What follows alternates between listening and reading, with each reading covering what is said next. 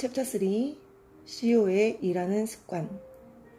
CEO들은 의도적으로든 자연스럽게든 자신과 자신이 속한 직업을 숭고한 성직으로 알고 봉직하려 생각한다. 그 같은 직업 마인드를 갖고 일한다면 오히려 이에 따르는 인정과 성과는 케이크 위에 뿌려놓은 설탕에 불과하다. 자신의 일 또는 상품이 한국, 더 나아가 세계에 기여하는 의미가 크다고 생각하는 사람은 아침 출근길부터가 가뿐하다. 대한민국의 지구상의 보탬이 되는 일을 스스로 하고 있다고 자부심을 가져서다. 자신의 일에 명분과 가치, 부여를 하는 데서 성공의 첫걸음은 시작된다.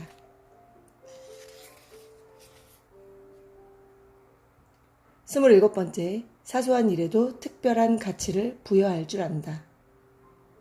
가치 있는 목표를 향해 출발하는 순간 이미 성공에 다가서는 것이다. 미국 속담. 아프리카 민담에 이런 이야기가 있다. 장가갈 때 신랑 되는 남자가 처가에 암소를 한 마리 이상씩 주는 풍속을 가진 어느 부족이 있었다. 그런데 그 부족 추장의 아들에겐 짝사랑하는 처녀가 있었다. 그 처녀는 다른 사람들이 보기엔 별 볼품이 없고 삐쩍 마른 말라깽이였다. 추장 아들이 그녀에게 청혼을 하자 부족 사람들의 호기심은 신부에게 암소를 몇 마리나 갖다 줄까에 몰렸다. 추장 아들이 몰고 간 암소는 자그마치 9마리. 부족 사람들이 그 처녀의 가치가 과다 계산된 것에 입을 다물지 못하며 물었다. 아니, 한두 마리만 갖다 주어도 신부로 맞을 수 있을 텐데 왜 9마리나 갖다 주셨습니까? 이에 추장 아들이 대답했다. 제가 암소 한 마리를 갖다 주면 제 아내는 한 마리의 가치밖에 안 되지만 9마리를 갖다 주면 앞으로 그 이상의 가치로 우리 마을에서 행세할 수 있을 것 아닙니까? 가치 부여의 명수다. 일에서의 가치 부여에도 똑같이 적용된다. 남들이 보기에도 대단한 일에 가치를 부여하는 것은 쉽다. 벽돌 한 장을 단지 노동의 대상으로 생각하는 사람과 돈으로 환산하는 사람과 자신이 쌓아 올릴 건축물을 주춧돌로 생각하는 사람이 일하는 데 있어 하늘과 땅 차이가 나는 것도 이 때문이다. 자신의 일에 가치와 의미를 부여하는 것에 따라 같은 일이라도 그 비전과 평가는 큰 차이가 있기 때문이다. 스스로 가치를 부여하지 못하는 사람은 남에게 자신의 가치를 전달하려야 전달할 방법이 없다. 돈 때문에 목구멍이 포도청이라고 죽지 못해 일하는 사람과 가치 때문에 일하는 사람은 눈빛부터가 다르다. 몇 해 전 치즈차 보험 판매원과 일정을 같이 하며 그들을 쫓아다녀 본 적이 있다. 이를 통해 보험 판매를 잘하는 이와 못하는 이의 차이가 무엇인가를 자연스럽게 관찰할 수 있었다. 이들이 하루 종일 고객을 방문하고 설득하는 데 드는 발품은 비슷했다. 성과가 높아 사무실에서 무궁화 몇 개씩을 붙이며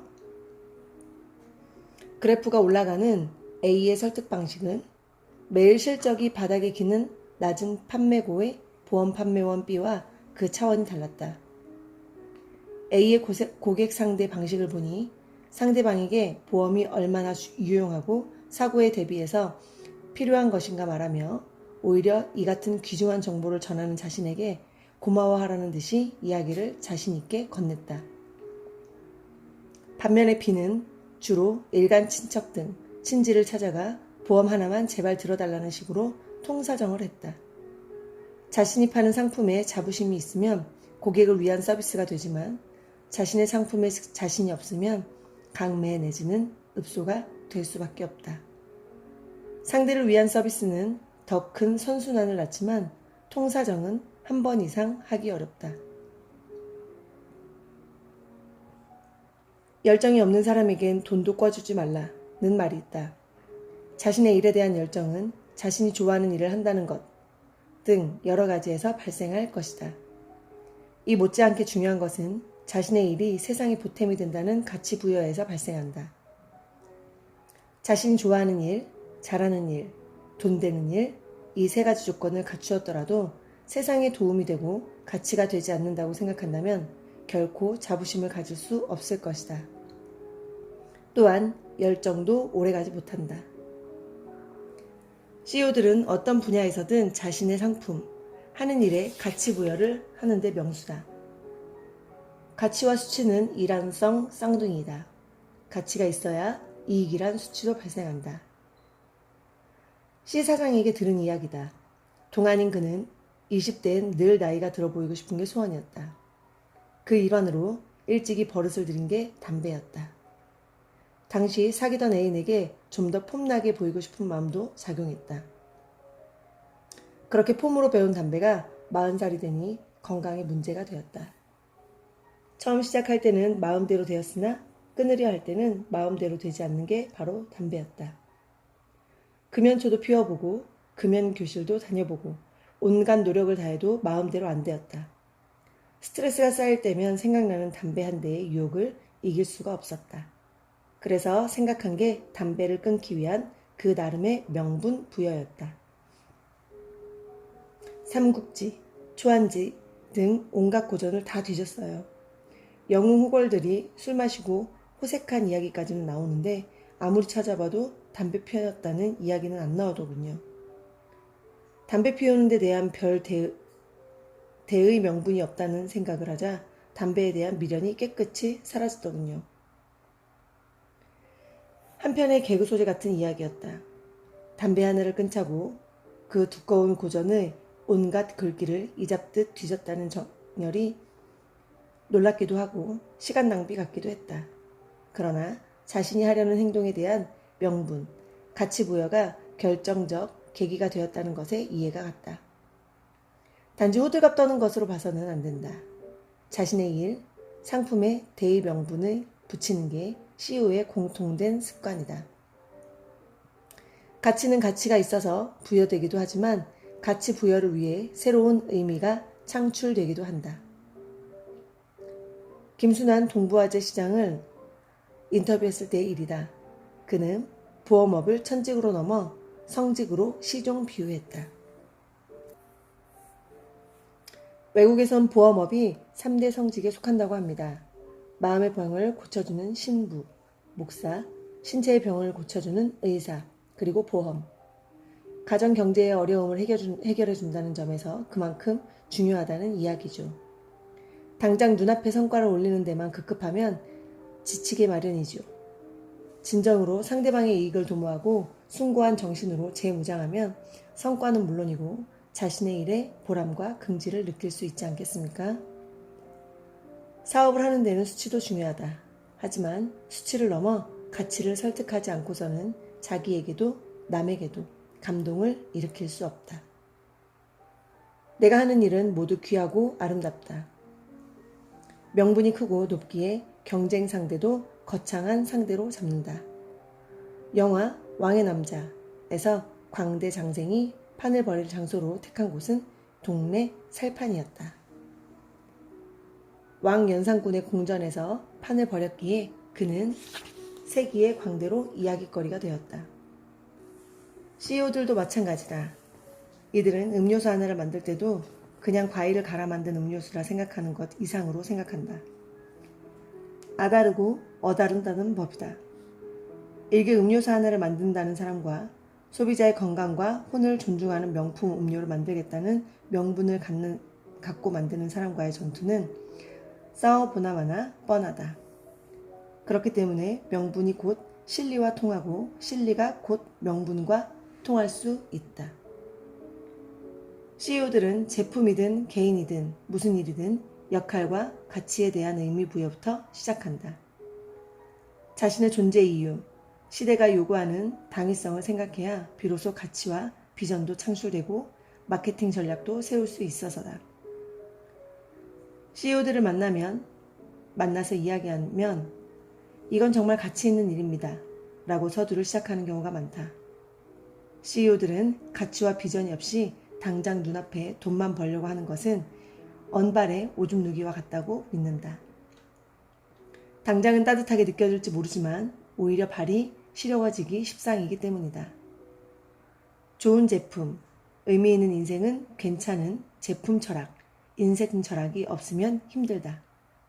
단지 생계를 위해 만드는 것과 인류의 건강과 복지 증진을 위해 만드는 것이라고 혼을 붙여 넣으면 만드는 것은 제품, 상품에 대한 에너지부터가 다르다.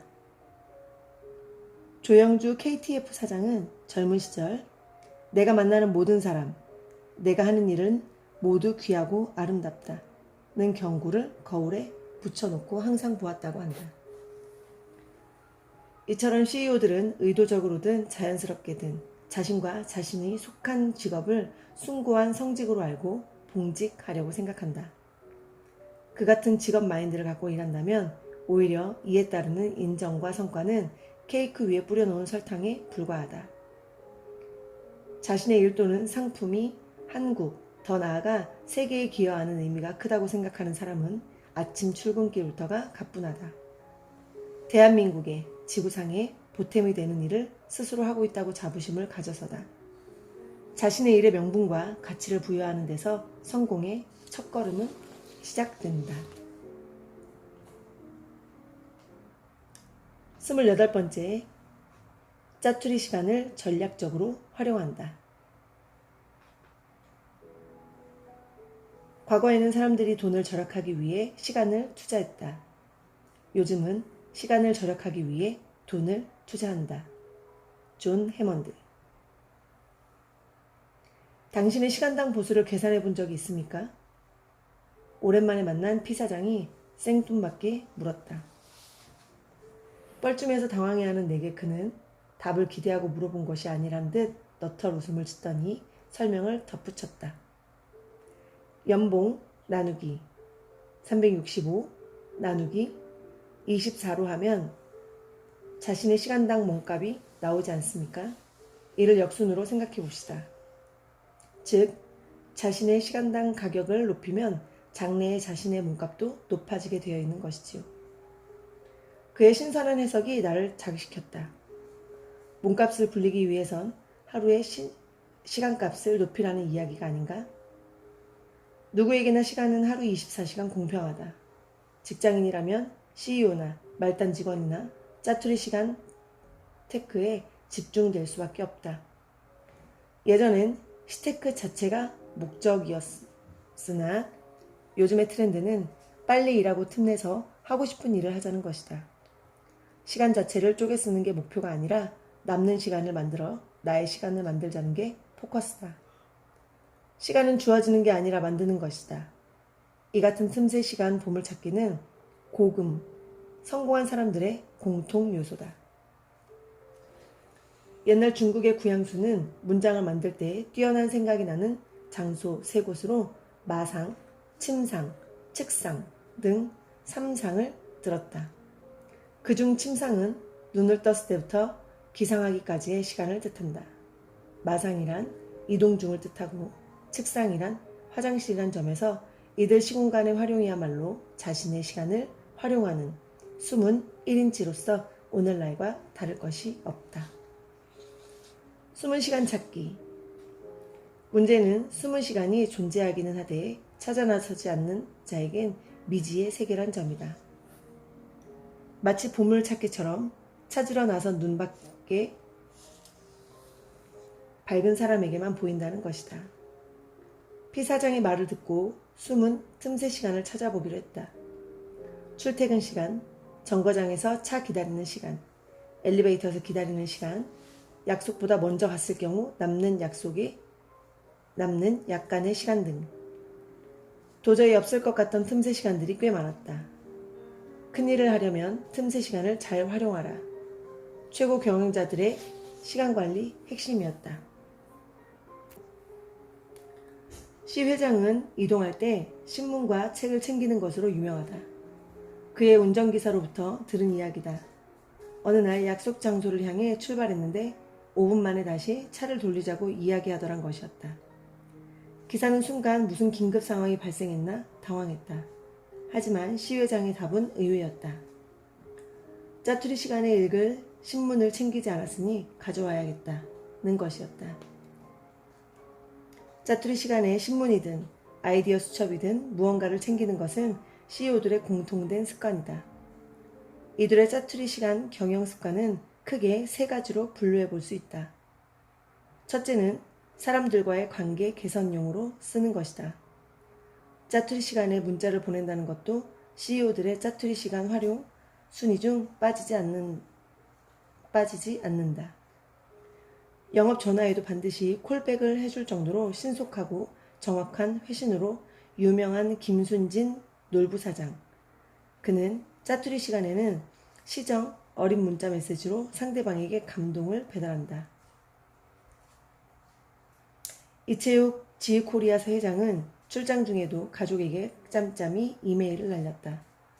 일정이 빡빡해 글자 쓸 시간도 없이 이동해야 할 때일지라도 어떻게 지냈느냐는 뜻의 물음표 하나를 찍어 보낼 망정 엽서나 이메일을 꼭 챙겨 가족에게 보냈다. 그가 자랑스러운 가정으로서 뿐 아니라 사랑받는 가장으로 가족들에게 인정받는 것은 바로 이처럼 출장 중 짬짬이 날린 이메일 덕분이란 설명이다. 흔들리는 차 속에서조차 신문, 칼럼 등 외부 원고를 쓰는 것도 그의 짜투리 시간 활용법으로 빠지지 않는다. 다음은 아이디어 기록 시간으로 활용하는 경우다. 제갈정웅 대림대학 이사장은 약속 시간보다 15분 먼저 도착한다는 생활 철학을 갖고 있다. 혹시 시간 낭비는 아니냐는 이야기에 생각과 매무새를 가다듬는 시간으로 삼으면 오히려 선투자란 이야기를 덧붙였다. 그렇다면 남는 15분 동안 그는 과연 무엇을 할까? 그의 주머니에는 손바닥만한 크기의 메모리 패드가 늘 꽂혀 있다. 약속한 사람과 대화하고자 할 때 빼먹지 말아야 할 이야기, 약속 장소에 대한 단상 등 그날그날의 아이디어를 적노라면 15분은 효율적으로 투자란 설명이다. 짬은 내는 게 아니고 만드는 것. 여타 직장인들과 마찬가지로 짜투리 시간에 공부, 자기개발, 독서에 투자한다는 것은 CEO들에게도 보편적이었다. 서영태 현대오일뱅크 사장은 짜투리 시간에 동영상 강의를 보면서 비즈니스 이슈를 쉽게 정리하고 유머나 감동적인 글도 보면서 유머 감각을 키운다고 말했다.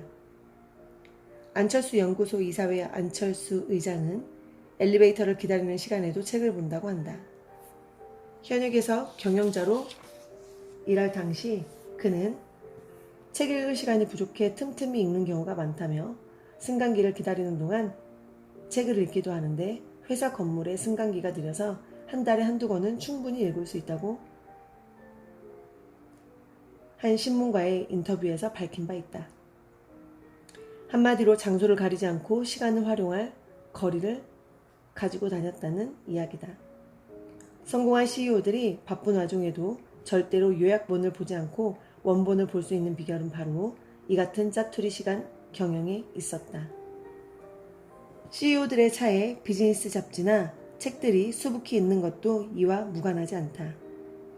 짜투리 시간을 활용해 독서를 즐긴다는 것이 바쁜 일정에도 불구하고 독서광일 수 있는 숨은 비결이었다. 다음은 짧은 낮잠 시간으로 활용하는 것도 빼놓을 수 없는 CEO들의 짜투리 시간 관리법이다. 처칠, 에디슨, 나폴레옹 등 몇몇 유명한 사람들이 수면 시간이 짧았는데도 피곤하지 않을 수 있었던 것은 바로 이 같은 낮잠 활용 방식 때문이라고 한다. 모두 야전 침대나 말 위 등 장소의 차이는 있지만 낮잠 예찬론자라는 것도 연관지어 볼 수 있다. 처칠은 일찍이 내 활력의 근원은 낮잠이다. 낮잠을 자지 않는 사람은 뭔가 부자연스러운 삶을 살고 있는 것이다. 라고까지 말한 바 있다. 강석진 전 G코리아 회장은 점심 식사 후 10분의 규칙적 꿀맛 낮잠은 하루의 원활한 스케줄과 아이디어 생산을 도와준다. 고 짜투리 시간을 활용을 적극 추천한다. 짜투리 시간에 대한 CEO들의 다양한 활용 습관을 취재하면서 느낀 것은 어떻게든 시간을 전략적 자원으로 활용한다는 점이다. 짬은 내는 게 아니라 만드는 것이고 짬을 만들지 못하는 사람은 평생 남에 휘둘려 산다는 말이 오래도록 기억에 남는다.